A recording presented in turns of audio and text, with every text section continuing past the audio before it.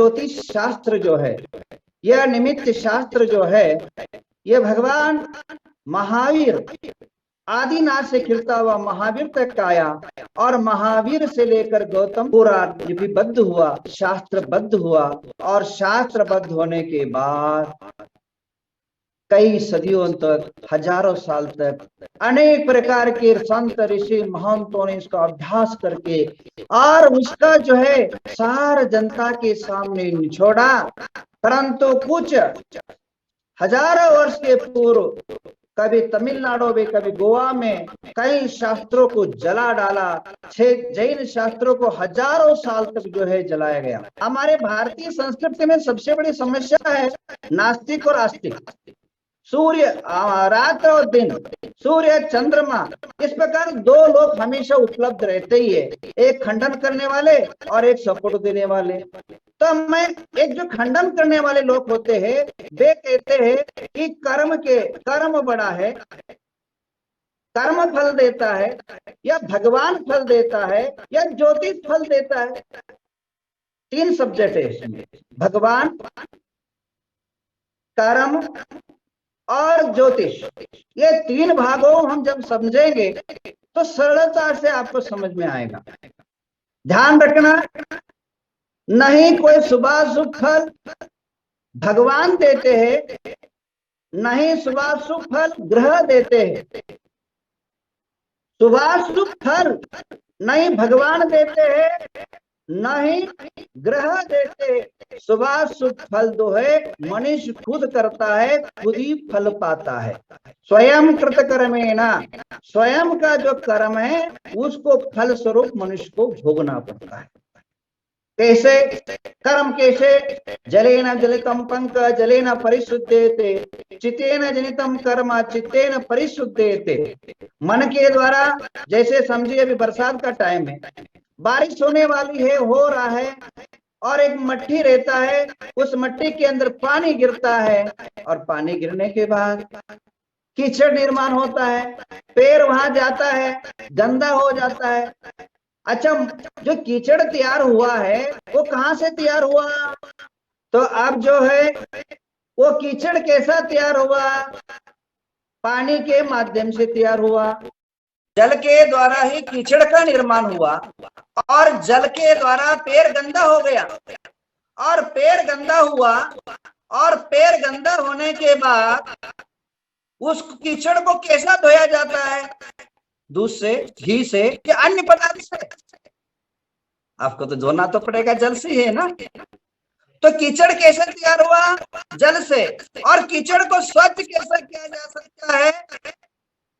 कीचड़ को धोने के लिए, स्वच्छता के लिए पानी ही उपयोग करना पड़ता है। इसी प्रकार आपके जो कर्म है, फलाफल है, वो अपने खुद के मन से ही कर्म तैयार होते हैं, और कर्म बंद होते हैं, आश्रय होते हैं, निजरा होते हैं, परंतु बाह्य निमित्त परमात्मा ग्रह आदि बनते हैं। भगवान आपके कर्म को नाश करने के लिए, कर्मों को नाश करने के लिए परमात्मा, भगवान, मंदिर और यात्रा, पुण्य, दान, धर्म, ये सब क्या है? कर्मों को नाश करने के लिए निमित्त है, परंतु ये प्रेरक निमित्त है। हठात रूप से उसको जो है कर्म को नाश करते हैं, बंद। उसके बाद दूसरी बात, ग्रह। ये ग्रह फल देते कि नहीं? ये ग्रह एक अंदर जो कर्म बंधे हुए रहते हैं उसको निमित्त जो है ये ग्रह बनते हैं, और उस निमित्त से जो है आपके कर्म उदय में आते हैं। तो जैसे मैंने कल कहा था, उत्पादन और निमित्त। उत्पादन में फल देने वाला कर्म होता है, उसको निमित्त की जरूरत है। मैंने कल भी कहा था, आप रोटी बनाना चाहते, रोटी के अंदर जो है, रोटी के अंदर शक्ति होती है रोटी बनने की, रोटी के अंदर सामर्थ्य होता है रोटी का निर्माण रूप होने की, परंतु आदमी लगता है, पानी लगता है, आग लगता है, और अनेक प्रकार की सामग्री लगती है, तो घी लगता है, नमक लगता है, तब जाके रोटी बनता है। और हाँ, अब रोटी बनने की ताकत गेहूं के आटा में है, परंतु जैसे निमित्त की आवश्यकता होती है, वैसे ही जो बंधु वैसे ही बंधुओं यह जो है आटा आदि निमित्त होते हैं, वैसे ही कर्म जो है उदय में आने के लिए एक ग्रह भी एक निमित्त कारक होते हैं। अच्छा, अब ज्यादा ये कर्मों की भाषा मेरे को नहीं करना है, मैं इतना ही कहना है, यह निमित्त कारक बनते हैं, करता नहीं। ज्योतिष के ग्रह करता नहीं है, परंतु कर्म के उदय में निमित्त कारक बनते हैं। तो चलिए अब एक क्लियर विषय हो गया, ये कोई ज्योतिष निमित्त ज्ञान, कोई मिथ्या या किंवदंतिया कल्पोल कल्पित बातें नहीं है, ये भगवान के वाणी से आया हुआ दिव्य संदेशा है। एक दिमाग में क्लियर कर लो छात्र लोग, विद्यार्थी लोग, आपके दिमाग में नोट कर लेना। मैं ज्यादा विस्तार से आपको और कभी बताऊंगा, क्योंकि 8 दिन में के अंदर बहुत सारे सब्जेक्ट सिखाना है। 2 बातें क्लियर हो गई, ये कोई अन्य कोई मिथ्या नहीं है, सम्यक का है, भगवान वाणी से आया हुआ ज्योतिष शास्त्र। एक दूसरा, यह कारक नहीं है, निमित्त मात्र रहते हैं। जैसे अवश्य आपके देह को जो है यार ले अपने अपने देह को अंदर असाता कर्म विदय रहता है, परंतु औषधि जैसे लेते हो तो औषधि के निमित्त से जैसे ज्वर आदि कम होते हैं, वो उसी प्रकार यह ग्रह के पूजा आदि से वो ऊपर से आपके काम सिद्ध होते। अब निमित्त कितने होते, ज्योतिष कितने प्रकार हम बता सकते, कितने प्रकार ज्योतिष बता सकते हैं? मैं आपको ये बता दूं, ज्योतिष जो है कम से कम ज्योतिष जो 8 प्रकार की ज्योतिष होता है, 1 नहीं 2 नहीं, 8 प्रकार के ज्योतिष माना जा सकता है। 8 प्रकार के ज्योतिष होते हैं। 8 लिख लो, सभी लोग नोट करो, ये बहुत विशद व्याख्या है, बहुत सुंदर व्याख्या है। आप हजारों पंडित के द्वारा भी आप नहीं सीख सकते हो, मैं आपको संक्षिप्त से सिखा देता हूं। और आपको मैं पंडित बनाने नहीं जा रहा हूं, बल्कि आपके जीवन में कभी कुछ घटना घटे तो खुद ही जो है सरलता से ठीक कर सको। कई लोग घबरा जाते, कई लोग को ये घबराने की जो जरूरत नहीं है, बहुत सीधी तरीके से आप पहले नोट करो। ज्योतिष जो है 8 प्रकार के द्वारा बताया जा सकता है। ज्योतिष का अर्थात भविष्य, आपका भविष्य जो है, आपका फ्यूचर, आपके जो फ्यूचर है, आपका जीवन के अंदर जो भी ये है वो कितने प्रकार बताया जा सकता है? 8 प्रकार। पहला है वह है व्यंजन, समझ गए ना? दूसरा है अंग, तीसरा है स्वर, चौथा है भौम, और 5वां है छिन्न, और 6ठा है अंतरिक्ष, और 7वां है लक्षण, और 8वां है स्वप्न। इन निमित्तों से, इन 8 प्रकार के निमित्तों से मनुष्य की भविष्य की कल्पना या भविष्य का वक्तव्य कर सकते हैं। व्यंजन, सबसे पहले आते हैं व्यंजन। दोबारा लिख लीजिए, व्यंजन, अंग, स्वर, भौम, छिन्न, अंतरिक्ष, लक्षण और स्वप्न। ये निमित्तों के द्वारा मनुष्य की जो है सारी गतिविधि जो है, मनुष्य की सुचारू रूप से क्या हो रहा है क्या नहीं हो रहा है हम जान सकते हैं। एक एक पर बात करेंगे, बहुत डिटेल बात करेंगे, और ये आपके जीवन में काम आएगा। आपको भटकने की जरूरत नहीं। कई लोगों ने दुनिया को ठगा है ज्योतिष के नाम से, निमित्त के नाम से, और अधूरे ज्ञान के निमित्त से कई ज्योतिषियों ने कितने लोगों को मूर्ख बनाया है। परंतु मूर्ख बनने की जरूरत नहीं, आप थोड़ा सा ज्ञान नॉलेज लीजिए शिविर के अंदर। हाँ, शिविर के अंदर नॉलेज लीजिए, और जीवन के अंदर अद्भुत शक्ति को पाइए। पहली बात, अब चलते हैं व्यंजन। व्यंजन का अर्थ होता है तिल, मस्सा आदि के माध्यम से, तिल, मस्सा आदि के माध्यम से भवितव्य को जानना, तिल मस्सा के माध्यम से भविष्य जानना, उसका नाम व्यंजन निमित्त। व्यंजन करते यहाँ खाना नहीं, रसगुल्ला नहीं, यहाँ जिलेबी नहीं। शब्दानम अनेक अर्थ, एक शब्द के अनेक अर्थ होते हैं। यहाँ व्यंजन का तात्पर्य होता है आपके तिल, तिल कहाँ होने से, कैसे होने से क्या होता है? ये तिल जो है शारीरिक रक्त का विकृति से निर्माण होता है, ये साइंटिफिक कारण है। परंतु वो रक्त वहीं क्यों गठ हुआ और उसका लक्षण क्या होने वाला है? अगर यहीं गठित हुआ और बड़ा अगर मस्सा रूप में ले लिया, मस्सा बन गया और मस्सा बड़ा हो गया तो कैंसर का सूचना मिलता है कि नहीं? अगर तिल बड़ा हो गया तो वो लक्षण तो है कहीं न कहीं कुछ घटित होने वाला देह में, अंग में हो रहा है तो अलग अलग होता है। तो अंग के अंदर तिल, तिल और मस्सा जो होते हैं, मस्सा जो है आपके रक्त की विकृति से निर्माण होता है वो, परंतु होता है पर कोई ना कोई शुभ सूचना अशुभ सूचना देने वाला होता है। आपको जो है छींक आ रहा है, ये समझिए, एक उदाहरण दे रहा हूं, छींक आ रहा है, छींक तो प्राकृतिक संपदा है, तो छींक आ रहा है इसका मतलब निमित्त क्या है? इस निमित्त से जाना जाता है आगे सर्दी होने वाली है। आपके बॉडी के अंदर तापमान का डिग्री जो है हेराफेरी हो रहा है, सर्द गर्म हो रहा है। तो जैसा छींक है ये आपकी आरोग्य हेल्थ को बिगाड़ने की सूचना देता है, वैसा है ये तिल और मस्सा भी आपके भवितव्य की सूचना देते हैं। ज्योतिष अब जो है तिल जो है हम बात करें, अगर तिल और मस्सा की नोट करे, शिविरार्थी नोट करे, प्रश्न आ सकता है, शिविरार्थी नोट करे, प्रश्न का उत्तर आपको देना पड़ सकता है क्योंकि परीक्षा होगी, ज्योतिष की परीक्षा होगी।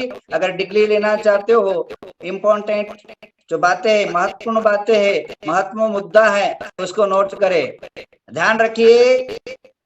अब तिल और मस्सा दोनों का एक ही कमांडिंग होता है, परंतु हमारे भारतीय संस्कृति के अंदर तिल को अलग महत्व दिया है और अलग जगह को, और हमारे विदेश के लोगों ने, वो विदेश के जो निमित्तज्ञ ज्योतिष उनको एक ही माना है, परंतु हमारे भारतीय संस्कृति के अंदर तिल का अलग प्रभाव बताया है और मत्सा का अलग प्रभाव बताया। तो चलिए, कोई मत्सा हो या तिल हो, स्त्री लोगों को, महिला लोगों को और पुरुष लोगों को अलग अलग होता है। अगर पुरुषों के ये भाग यानी सीधे हाथ के तरफ से जो तिल होते हैं या मस्सा होते 80% शुभ माना जाता है, और उल्टे तरफ अगर महिलाओं के उल्टे तरफ कोई तिल आदि है उसको शुभ माना जाता है, क्योंकि अर्धांगिनी माना है, वो महिलाओं को उस भाग माना है और पुरुषों को इस भाग माना है। निमित्त शास्त्रों में अगर तिल आदि महिलाओं को उल्टे तरफ, उल्टे हाथ के तरफ होते तो शुभ रूप होते हैं और सीधे तरफ होते तो अशुभ होते। पुरुषों को सीधे तरफ अगर तिल आदि होते हैं तो शुभ माना जाता है, उल्टा तरफ होता है तो अशुभ माना जाता है। अब रही बात, अब बहुत लंबा चौड़ा विषय है तो थोड़ा सा मैं गाड़ी को स्पीड लेता हूँ क्योंकि मेरा टाइम अब ज्यादा नहीं रहा, मेरा अभी 12:30 बजने में, अच्छा अभी बस 5-6 मिनट बाकी है और मैं तो बहुत अभी एक ही लक्षण टच कर पा रहा हूँ, बहुत सारे लक्षण हैं, चलो थोड़ा भागता हूँ। तो बंधु, अब यार आपके माता में, यहाँ माता इसको बोलते माता में, अगर तिल है और सीधा है, पुरुषों को सीधे तरफ है तो शुभ है, अगर उल्टे तरफ पुरुषों को हो तो जीवन में परेशानी। अपने तिल मत देखो, बाद में देखते रहना, नोट करो, देखने लगे लोग अपने, मेरा है कि नहीं में कई लोग, तो बंधु बाद में देखते रहना, अभी पहले पढ़ लो।